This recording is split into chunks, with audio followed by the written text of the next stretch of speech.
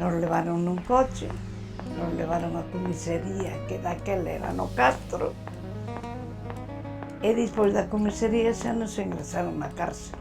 Meus pais non sabían nada, deronlle a noticia as que saliron de traballar. Eu estaba no banquillo, miraba para a esquerda, miraba a miña nai chorando, miraba para a esquerda ou para a dereita, outro episodio de meu pai.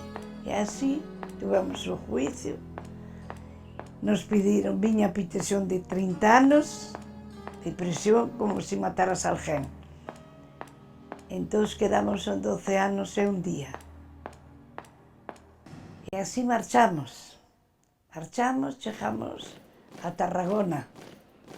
Nos meteron nunha guardilla que ainda non a terminaban de facer, solo había un váter, e iso estuveses 15 días sentadas aí nesa guardilla que non había nada, sentadas arrimadas unhas a outras, e dormimos como pudemos.